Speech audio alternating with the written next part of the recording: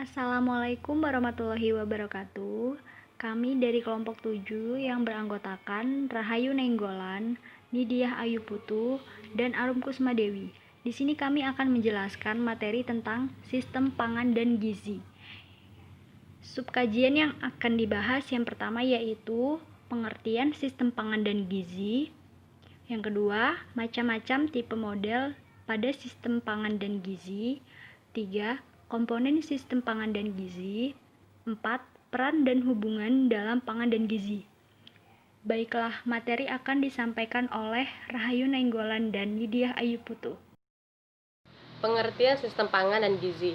Sistem pangan dan gizi adalah rangkaian kegiatan input dan proses dalam tahap mengubah bahan baku menjadi makanan dan mentransformasikan zat-zat gizi menjadi outcome kesehatan berupa status gizi yang semuanya berfungsi sebagai sistem dengan konteks biofisik dan sosiokultural. Singkatnya, pengertian sistem pangan dan gizi adalah rangkaian tahap mengubah bahan mentah menjadi makanan dan merubahkan zat-zat gizi menjadi manfaat kesehatan bagi tubuh. Sistem pangan dan gizi sangat mempengaruhi status gizi masyarakat karena menyangkut serangkaian aspek sejak tahap produksi sampai tahap pemanfaatan oleh tubuh. Macam-macam tipe model pada sistem pangan dan gizi. Yang pertama ada rantai pangan. Model rantai pangan difokuskan pada flow objek melalui urutan langkah-langkah, menekankan pergerakan dan transformasi melalui serangkaian tahapan yang berurutan dan linier. Artinya rantai pangan, rangkaian kegiatan atau tahapan yang berurutan dari awal hingga akhir. Ciri khas dari common units digunakan untuk mengikuti objek melalui seluruh sistem dan mengikuti langkah-langkah yang digambarkan. Keterbatasannya adalah kurangnya pertimbangan terhadap pengaruh dari luar rantai, bisa terhadap isu-isu dalam sistem, dan cenderung fokus dibatasi bagian rantai dengan kelalaian sebelum atau faktor berikutnya. Tipe model yang kedua adalah siklus pangan. Model siklus pangan fokus pada umpan balik dalam sistem pangan dan gizi, mengenai bagaimana hubungan objek dan informasi kembali ke tahap atau tingkat yang berbeda. Model siklus pangan digunakan untuk mengatasi mengenai output pada masing-masing tingkat sistem. Artinya, siklus pangan rangkaian kegiatan atau tahapan yang berurutan dari awal hingga akhir dan kembali lagi ke awal. Ciri khasnya adalah mekanisme hubungan bagian yang berbeda di dalam sistem dan efek tindakan tahap lain terhadap sistem spesifik poin pada sistem.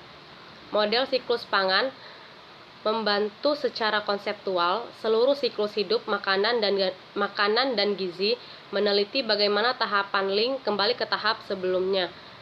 Keterbatasannya, kelakuan dari loop umpan balik sebagai penghubung antar bagian-bagian yang berbeda pada sistem, dan pengaruh minimal yang terjadi pada aliran kedua melalui sistem.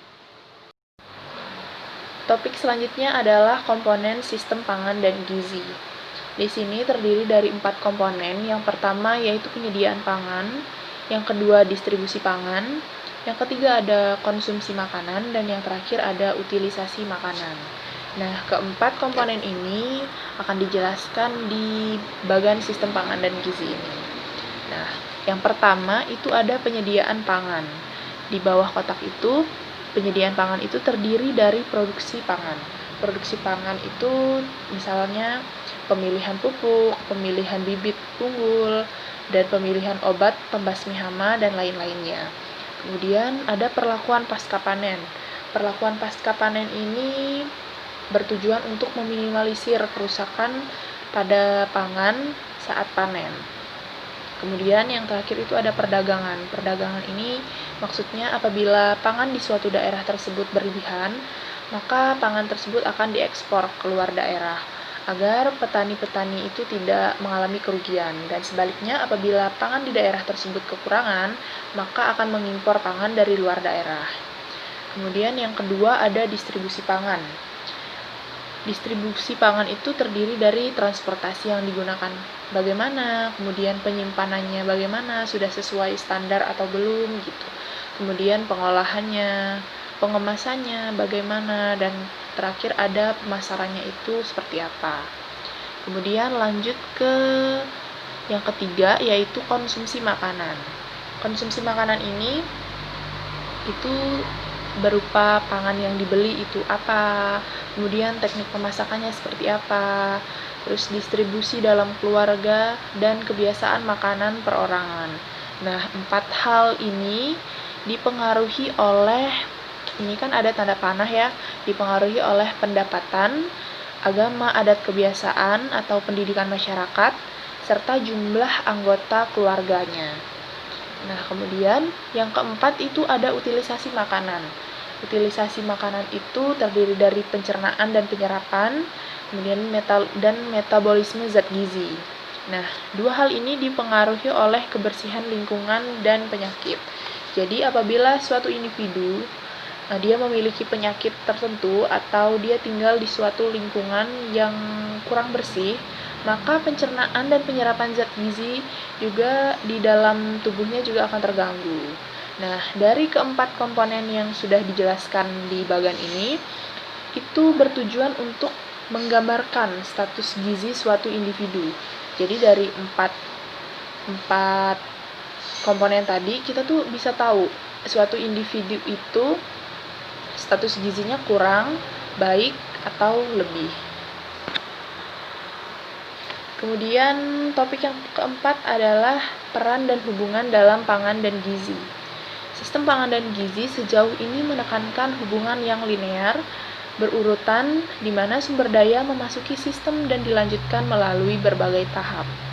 Contohnya, ketersediaan makanan pada tingkat produsen dapat mempengaruhi distribusi makanan pada konsumen. Dan pemilihan bahan makanan pada konsumen dapat dipengaruhi berbagai faktor yang dapat mempengaruhi ketersediaan makanan dalam suatu rumah tangga. Pengolahan makanan, pendistribusian makanan, dan kebiasaan makan dalam keluarga dapat mempengaruhi asupan dan berdampak pada status gizi kesehatan orang tersebut. Sekian presentasi dari kelompok 7. Apabila terdapat kesalahan, kami mohon maaf. Terima kasih atas perhatiannya. Wassalamualaikum warahmatullahi wabarakatuh.